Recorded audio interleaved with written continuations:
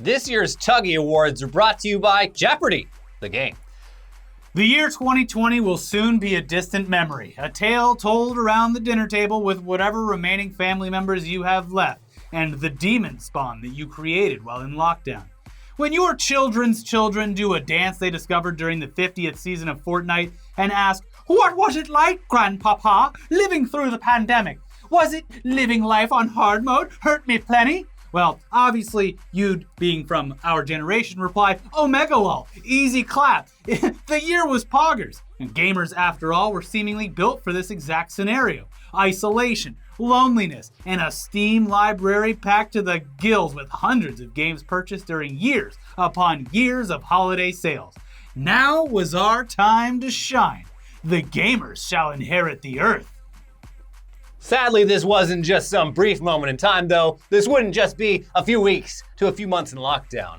The world was in it for the long haul because we simply couldn't be trusted to take things seriously. Even the humble gamers had to escape their caves for food and sunlight every once in a while. And we would end up relying on the gaming industry once again to keep drip feeding us enough new content to keep us from going insane. So could the gaming industry really save the world? Could they stop being terrible for just 1 year and release fully polished, fully finished games, free of predatory microtransactions and season passes, so that we could use our pathetic stimulus money on things like food and rent instead of some new emotes or a premium skin? No. No, they could not. Despite the world being shut down and society coming to a screeching halt, the gaming industry continued to operate like a ball of chaos, seemingly unaffected by the pandemic, and still able to do what it does best: confuse and infuriate both people who work in the industry as well as the consumers themselves. GameStop was listed as an essential business early on, leading to an incalculable number of death and infection as a result. A Nintendo Switch shortage rocked multiple nations as people crowded retailers both online and in store in an attempt to create a livable and pleasant form of reality in the latest Animal Crossing game. A game that ended up only keeping people sane for a few weeks before becoming an unending chore that was somehow worse than what we were dealing with in real life. E3 somehow got even worse than in the before times, as its virtual at-home version of the event stretched out over the course of several weeks with essentially zero meaningful announcements, considering anything of interest was sure to meet multiple delays that extend several years into the future. But at least someone's finally getting work done on Skate 4, I guess.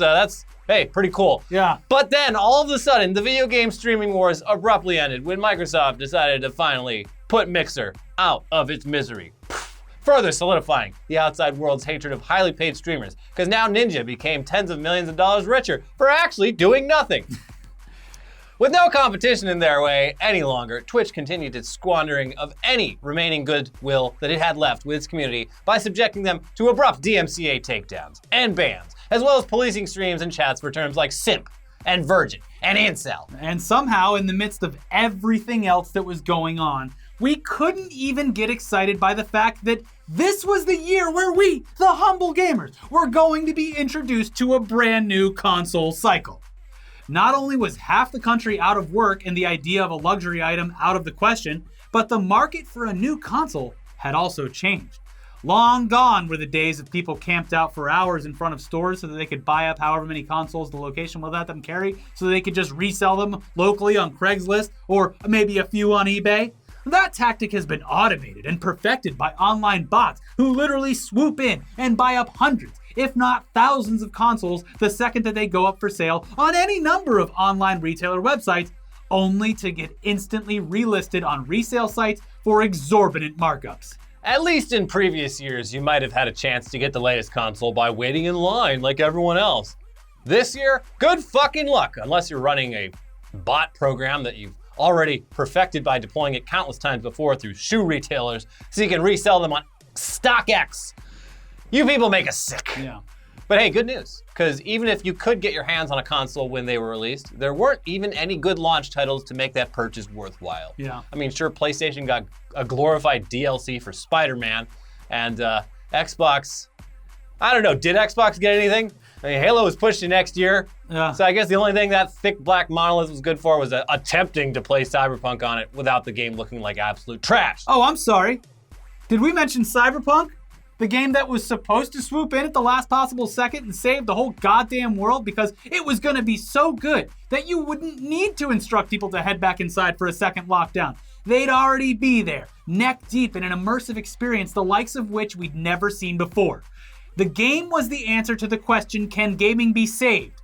Well, guess what, genius? The answer's wrong and everybody failed. Be careful what you pray for, gamers. Despite multiple delays and numerous reports of developer crunch, this game was released nearly unplayable for what was now considered last-gen consoles, even though those were the very consoles the goddamn game was developed for.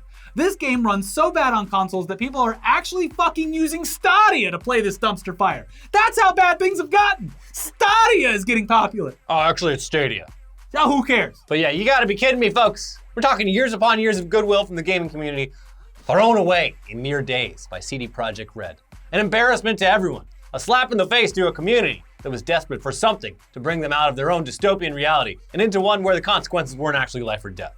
Apologies after apologies, refunds issued, a disgruntled and angry workforce, pissed off and disappointed fans, the game removed from the storefronts, box stores taking back physical copies, and baby, it's only gonna get worse when people unwrap this trash over the holidays just to find out their Xbox or PS4 can't even play the goddamn thing properly. So many kids are about to find out Santa's not real. It was actually the mailman boning their moms, and dad's never coming back from his cigarette run. Nope. We hope you're happy, you pathetic, money-hungry executives. You've ruined everything once again. This was the year to change things, make gaming great again, but no, the industry had to ruin everything once again. At this point, there might be no coming back. So save your angry comments about how we're trying to shit all over the one thing you've got left that keeps you sane. This is T.U.G.S, baby. Common sense and decency, they don't belong inside this YouTube video. This is your virtual smash party, your void to scream into. It's time to let out all that anger because it feels good. And we're here to ruin whatever's left of this godforsaken year once and for all. Here we fucking go! Here we go!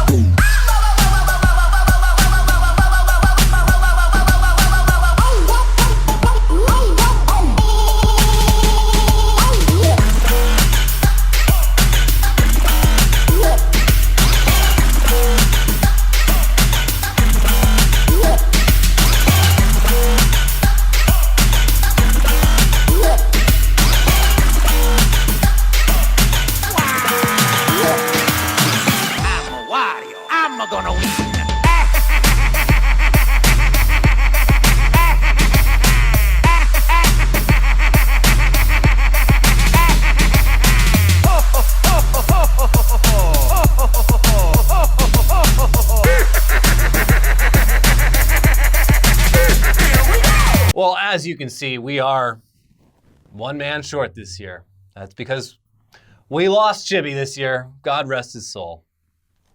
He's not dead, though. Oh, good. He's just working for the man now. Okay. He sold out and he got a corporate gig down at the video game marketing factory. Plus, he's married and he has a kid, so he's basically dead to us.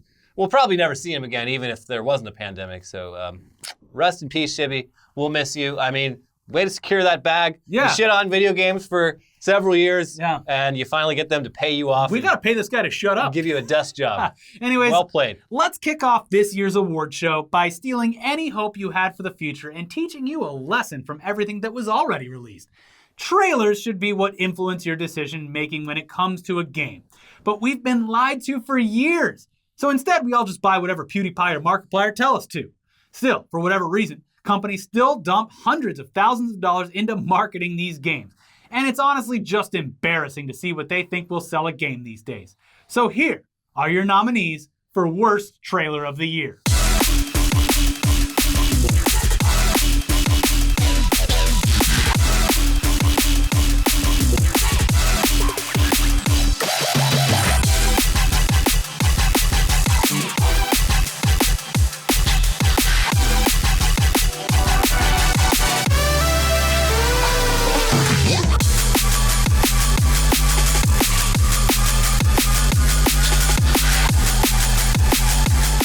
So although Arc 2 snuck in there right at the finish line to leave our mouths agape, thanks to a hilariously out-of-place cameo by none other than Vin Diesel, it would be unfair to present this award to anyone except for Cyberpunk 2077, who had the audacity to upload a trailer labeled as PS4 gameplay trailer, when, in hindsight, clearly that's not at all what the consumer would be receiving, as demonstrated by the absolutely catastrophic days and weeks that followed the game's release, leading to it ultimately being unlisted from the PlayStation's digital storefront and becoming yet another in a long line of lessons to never pre-order and never buy games the week they're released. They lied to everyone. They lied. They lied. CDPR lied. Gamers died. Yeah. All right, now it's my turn to give one out. Sports! Ha! Good Sports. God, y'all. What are they good for? Spreading the goddamn virus around. That's what they're good for. Yeah. Hey, luckily for us, the real-life sports and the athletes that video games are based on once again put their bodies on the line this year to keep us entertained. Only this time they weren't just risking brain damage from concussions or horrific fractures in their extremities. Everything was on the line this year. Now, the same can't be said for the video games based on major sports this year, which literally did nothing to move the ball forward. They just once again updated rosters or slapped a new year on the front of that box. But what the hell did we expect them to do? Go for ultra realism by rendering the stadiums completely empty and making certain teams unplayable whenever there's an outbreak in the locker room? It's a pandemic. Can't fix it. They should, though. Here are the nominees for Worst Sports Game.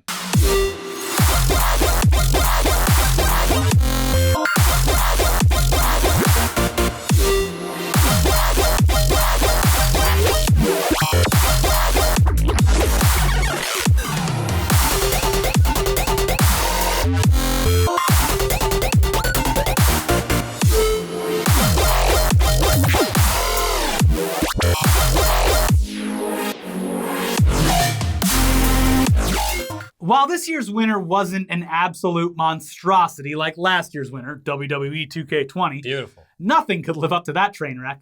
Now, the award is still staying at home at the 2K headquarters, though, because this year's winner for Worst Sports Game goes to NBA 2K21 for its egregious use of in-game ads that hit shocking new lows this year, thanks to the game literally playing unskippable video advertisements in between loading screens.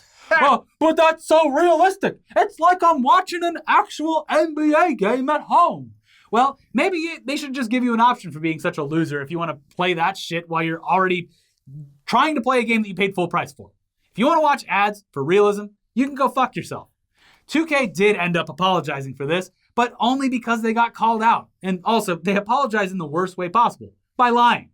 They said that the in-game video ads were an oopsie, and they were never supposed to be there in the first place. Give me a fucking break. Here, take your award and hide your head in shame until next year. Yeah. Now, in some ways, it is surprisingly still the Wild West when it comes to video games and the people who make a living playing them.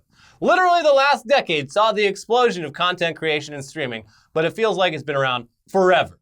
Still, as we navigate this strange new landscape, there are going to be numerous bumps in the road. Some hilarious, some embarrassing, others probably highly illegal depending on who's in office and willing to throw you in jail over streaming a song or watching a trailer with an audience. Also, the here today, gone tomorrow aspect of your career is absolutely terrifying, especially when one day an entire fucking website could just disappear. Poof. Anyways, here are your nominees for worst moment for streaming.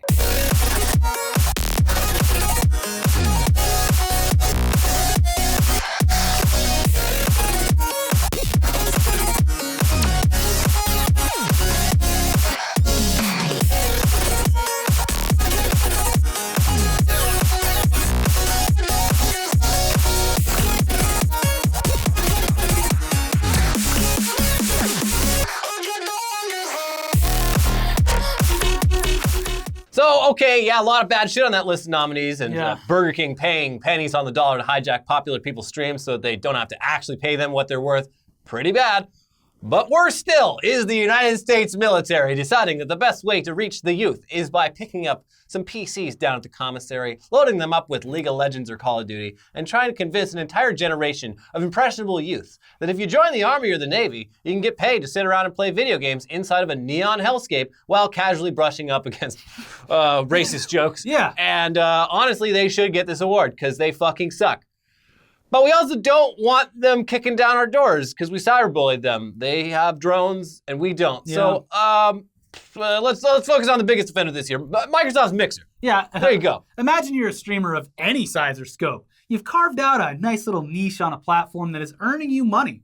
And maybe you're even making enough to where you can pay your rent and put food on the table, especially during a global pandemic where a lot of jobs have just ceased to exist. Thanks, Microsoft. Only to wake up one day and see that the entire platform is being deleted right from under you. And there's essentially nothing you can do because it was previously a contractual violation to build your audience anywhere else. Welcome to the nightmare that a ton of people faced when Microsoft abruptly closed down their streaming service literally months before their new fucking console launched. Yeah, Mixer sucked and didn't get any views in comparison to other platforms, but Microsoft also didn't give it a real chance to grow. And they could have integrated it with Xbox Game Pass as well as the Series X before pulling the plug. Maybe that would have worked. Oh, but worst of all, while, everyday people got tossed to the side to rebuild from scratch, big stars like Ninja cashed out, received millions of dollars, and then just had to sit around and wait until someone else offered them more money to go exclusive on whatever was left over. What a stupid website, and what a waste of time during a time where nothing should have been wasted. Folks, if there's one thing we needed this year in particular, it was deep, immersive escapism. We really, really needed to step into and embrace a life that was completely different from our own. A virtual life that we could lead that was somehow less dangerous than the one we were really living in. And one where we were free to explore and grow. This year, we needed RPGs the most. And they still let us down. Here are your nominees for Worst RPG of the Year. Keep on rocking.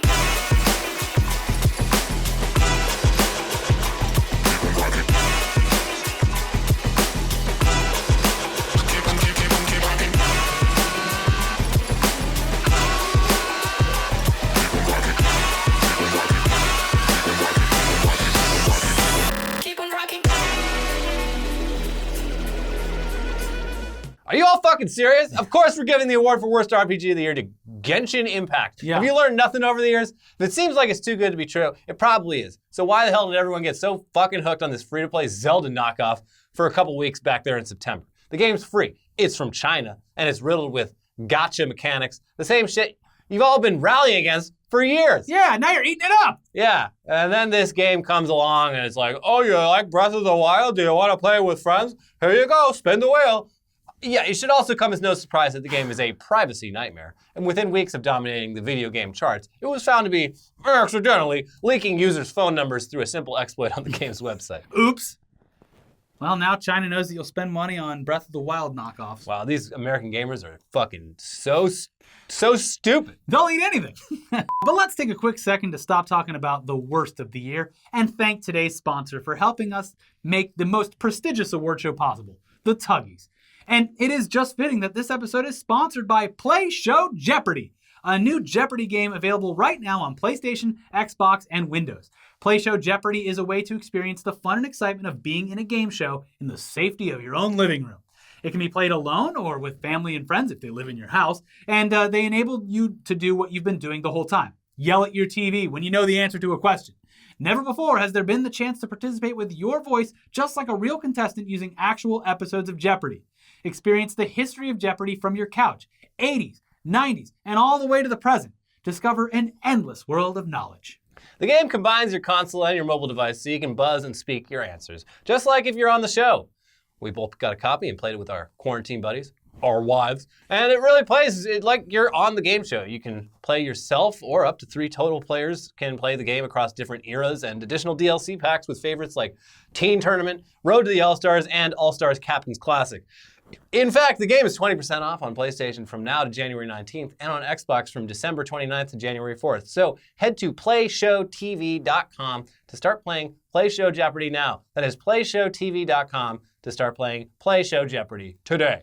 All right, now back to the show, because these awards, they're not going to hand out themselves. And all these game developers and publishers, they've sacrificed their time during the holidays to patiently wait on standby in our Zoom call to see if they've won. Guys? Oh. You're muted. No, there's actually no one there. Oh. Yeah, the Zoom call's apparently completely empty, and no one showed up to be mocked incessantly, which is unfortunate. Moving on, if you're going to charge me full price for a game, the least you could do is look nice. Hey. But once again, these products failed to deliver on what was promised to us, and the gameplay itself certainly can't skirt by on its own. If you got a gigantic name behind your game, it's honestly pathetic to release something so ugly.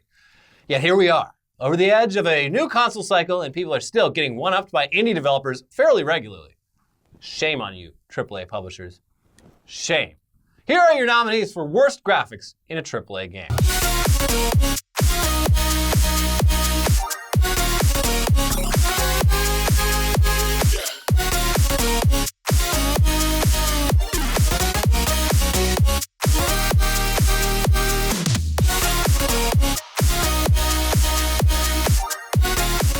So it should probably come as no surprise that this year's winner for worst graphics is Marvel's Avengers. Yeah. A title that was high on our list for worst trailer and least anticipated game at last year's T.U.G.S Awards. As you're all aware, we are very, very good at predicting the future, at least when it comes to things that are extremely predictable. Yeah, and we did. I checked. We gave out both those awards to Marvel Avengers last year. Looks like we were right again. Yeah. Marvel's Avengers not only looks like complete shit, the game is a boring slog of non-stop regurgitated garbage with almost no redeeming qualities. It's literally this year's version of Anthem. It's no surprise that the player base dwindled so rapidly that the online multiplayer matchmaking aspects of the game started failing within weeks of its release. This game also, despite being based off of some of the most valuable, beloved IP in entertainment history, has to this day failed to recoup its initial investment cost. Sad. Yeah. But what makes this even more depressing is that there's something easy to compare it to. Sony's Spider-Man. It's right there. If Avengers was even half as good as that, there would have been something to it. Sadly, it'll only be remembered as a game that no one wanted to play, even though there was literally nothing else to do. Oh, I've seen Marvel's Avengers, and I think I'll pass. Yeah. I think I'd rather sit staring at a wall. Speaking of games that suck, here's a new category for this year's awards that was kind of inspired by Marvel's Avengers. It's the Dead on Arrival Award. Now, this award will go to a game that sucked so hard that it either never gained an active player base, or it lost it so quickly that you'd be forgiven for not even remembering that it was released. Now, obviously, it would be unfair to nominate the game that inspired the category. Luckily, though, there were plenty of other examples of Dead on Arrival games this year to choose from. So here are your nominees for Dead on Arrival game.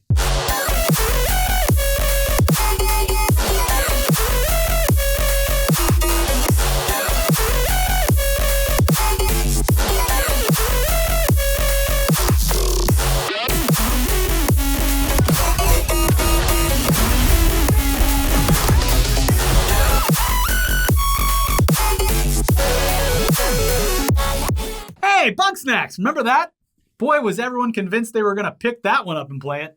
But no, we're not giving the award to Bugsnax, even though, like the rest of the nominees, it actually does deserve it. No, there was one game on that list that baffled even us when it was announced, and then subsequently released. That game is Rocket Arena. Yeah, Rocket Arena. It's not the Rocket Mortgage Company you're thinking of. It's an actual game, and it came from EA, and it came out this year. And no, Rocket Arena, it was not a free-to-play game. Rocket Arena, it cost $30 fucking in the year of our Lord, 2020. Shame. EA expected people to pay for this. Years after numerous examples of successful free-to-play models have existed, they were like, nah, they'll pay for it. Mm-hmm. Look, apparently the game was fun and it handled well, which it should have. I mean, it's EA. They kind of know what they're doing sometimes. But Rocket Arena's legacy in the video game world would be that of a cautionary tale to any publisher who dares to charge for a cute, cartoony multiplayer game right out of the gate.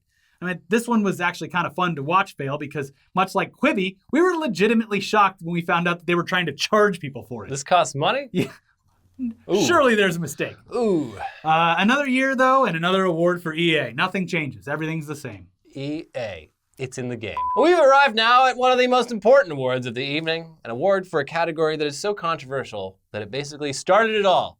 It's arguably the most popular genre of video games after all, and it definitely provides the most toxic fan base. We're talking about shooters. Bang, bang. And this year was as bad as any before it, but also offered a lot less options overall to make fun of. Maybe people are finally getting tired of the same games over and over again, with only slight changes. Well, who are we kidding? If that were true, sports games would be putting companies out of business. Yeah. But they're thriving. Yes. You'll eat that slop, whatever it is. Anyway, here's your nominees for Worst Shooter of the Year.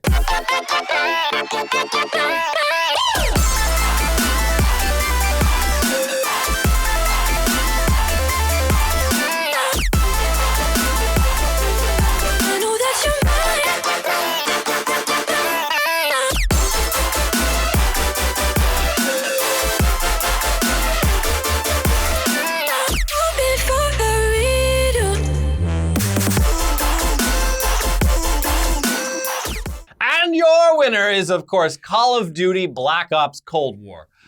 Hey kids, you ready to commit war crimes for Ronald fucking Reagan? Woo! Yeah. Yeah, we wish the game turned out that cool. I mean, they took what should have been one of the more interesting concepts for a new Call of Duty title and then completely squandered it by once again having the next evolution in Call of Duty feel more like a cheap DLC or expansion than an actual new title. Not to mention that Warzone has stolen all the regular COD titles' thunder and will almost certainly continue to be the most popular and financially rewarding thing that this franchise has crapped out in the past 5 years.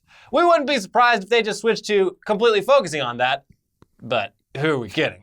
They'll keep crapping out the same garbage maps and uninspiring modes till we're all dead and buried. Because you'll buy that slop and you'll eat it. Grandpapa, what was the pandemic like? Well, Call of Duty was still being released, and it sucked. Look, it's time to look forward to that big, bright future that we've all been hoping for. 2020 has been a real piece of shit, so things can only go up from here, right? Well, we hate to be the bearers of bad news once again, but someone needs to provide you with a harsh reality check. We haven't even hit the lion's share of delays that were to be caused by the COVID-19 outbreak. All the stuff that we've gotten so far was already close to finish and didn't require as much in-person face-to-face work, and we still kind of got screwed towards the end of the year. We're going to be feeling the effects of this pandemic, specifically in game releases, well into 2022. Companies are going to be saying, but the coronavirus, for a long time. So just take a word of advice. Temper your expectations for any release dates next year, unless they were delayed from earlier this year. Then maybe count on it. That way you won't be disappointed whenever the inevitable delays start rolling out. Now, regardless, here's some crap that's supposed to come out next year.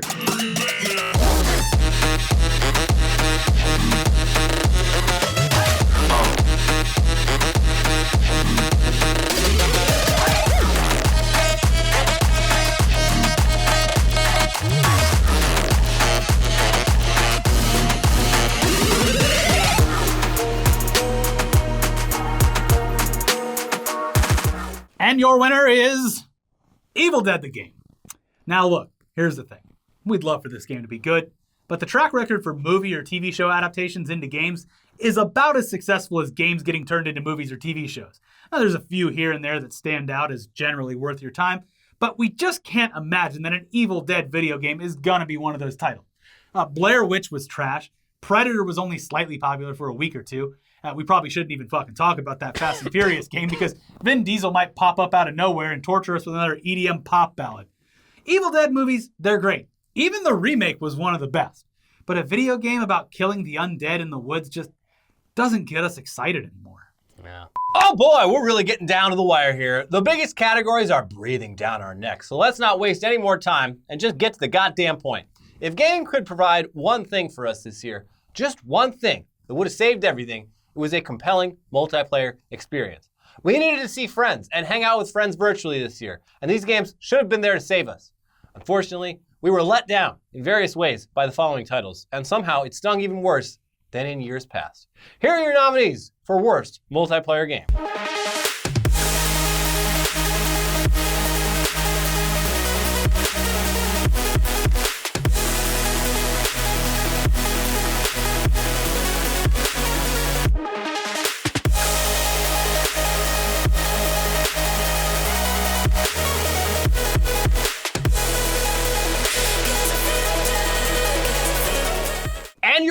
for worst multiplayer experience this year is Hyperspace. What is that? That's a game that no one played, and those who did quickly gave up after about a week or so of early access.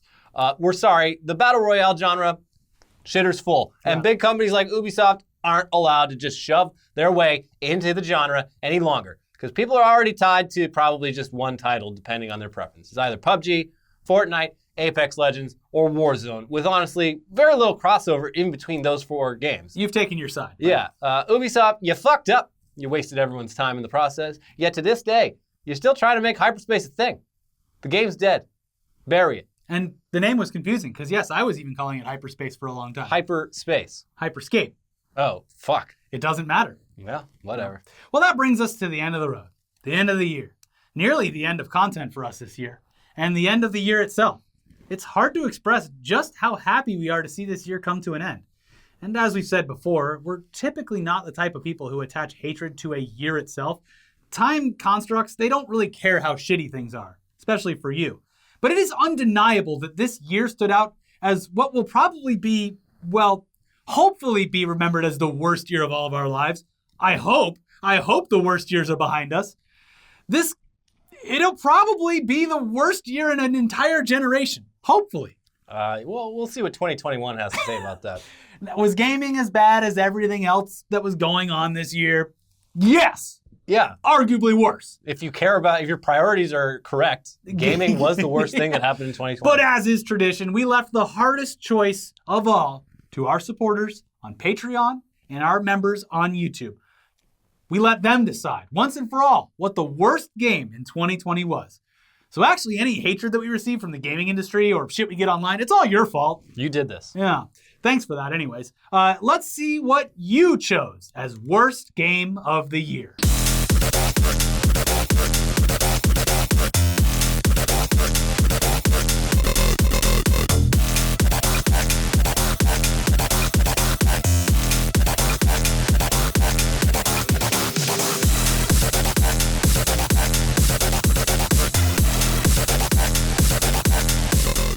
And your winner is the final category of the T.U.G.S 2020. Marvel's Avengers. Let's hear it for them. Everybody come down and get your trophy. Oh, no one wants to be associated with this game or associated with this show? Great. Imagine releasing a game after over a decade of incredibly well-received movies with characters that are beloved by hundreds of millions of people across the globe. Releasing a game filled with the most popular superheroes that could possibly exist. Releasing a game during a time where literally everyone in the whole fucking world is or should have been stuck at home with nothing else to do.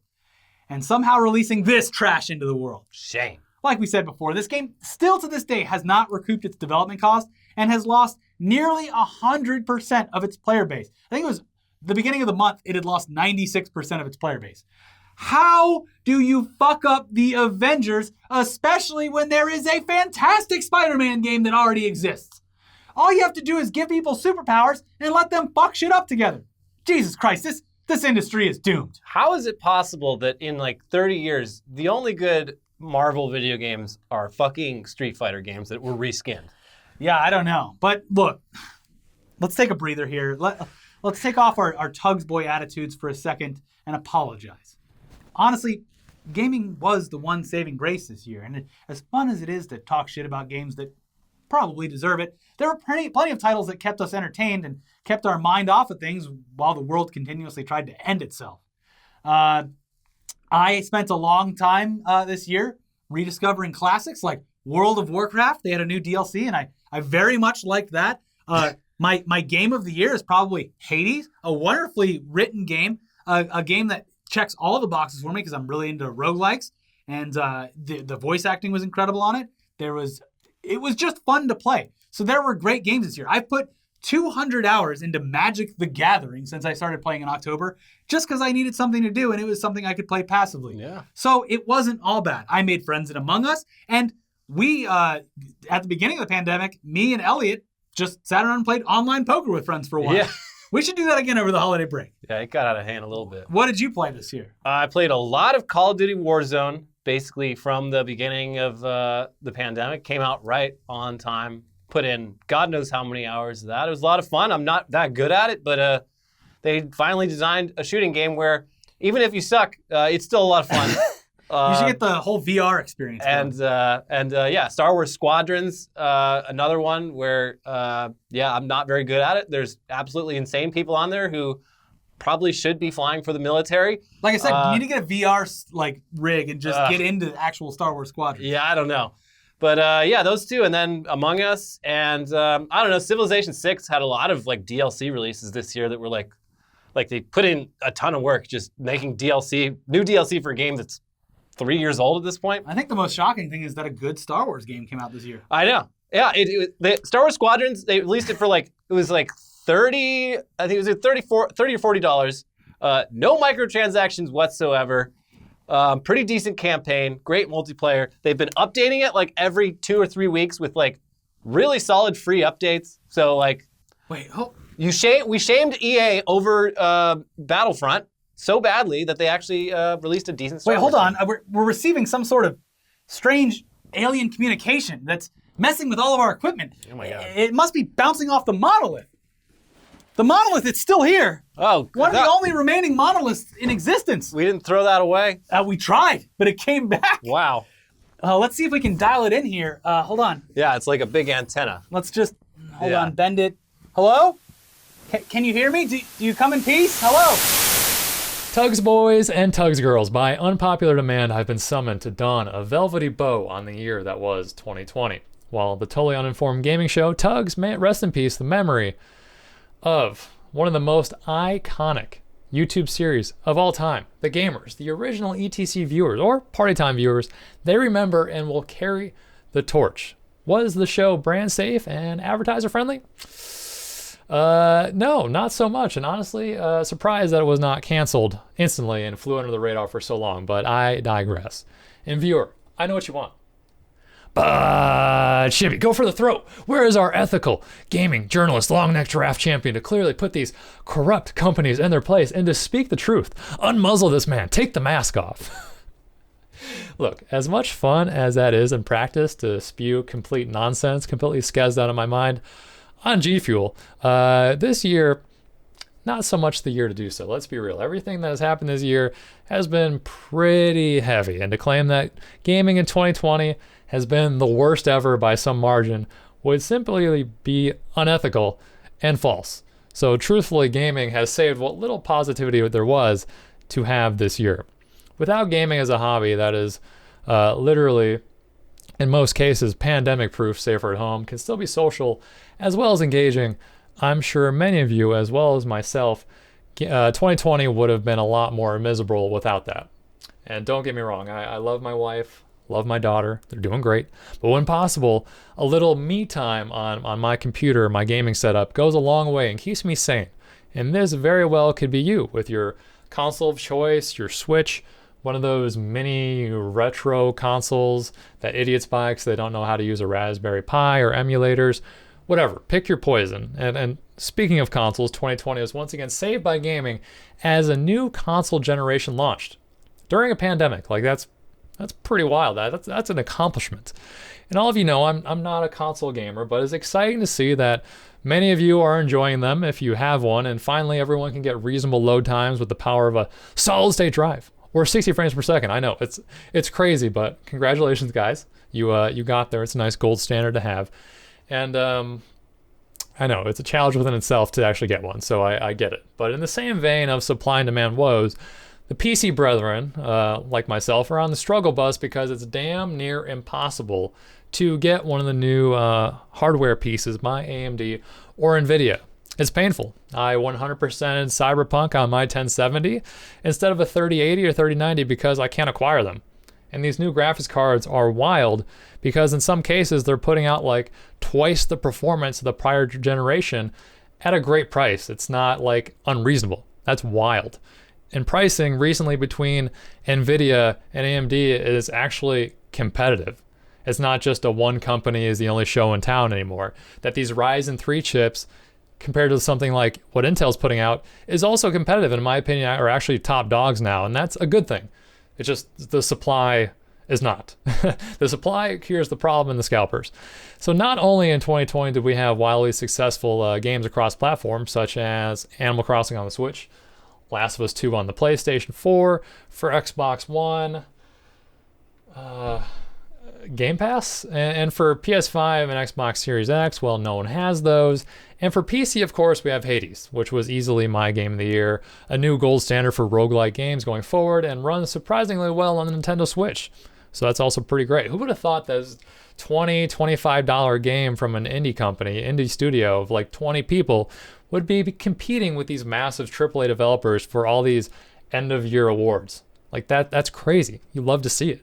And it's also pleasant releases like Fall Guys, and not so much a release, but a resurgence such as Among Us that brings friends together just to like hang out.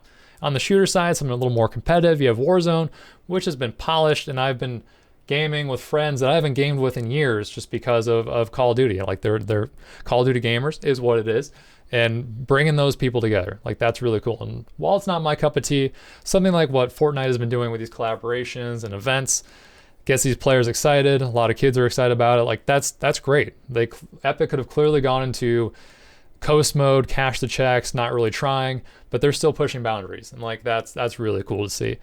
Overall, as much fun as it is to just dunk on gaming in this year, just talking trash about it, like I feel like that would just be unethical. 2020, it's already been a shit show, and gaming has literally kept me sane. It's something that I can shelter in place, enjoy, to do something that doesn't keep my mind racing about like where all the toilet paper is because Carol Baskins hasn't allegedly been buying it all. So first it's toilet paper, next it's graphics cards.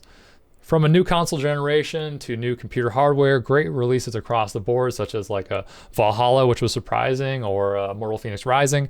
Updates to games like Warzone, or resurgence like Among Us, and the fact that gaming has undoubtedly saved lives this year during a pandemic. Like that, saying that this year is definitely true, as well as just my mental state. Thank you, gaming. Seriously, thank you. Thank you for being something that people can enjoy safely in such a unprecedented year. I know it's kind of a meme to say, but I truly do mean that. And lastly, thank you, viewer, for tuning in to a year of Internet Today. I know it means a lot to Ricky and Elliot, and I appreciate seeing them grow and prosper. So happy holidays.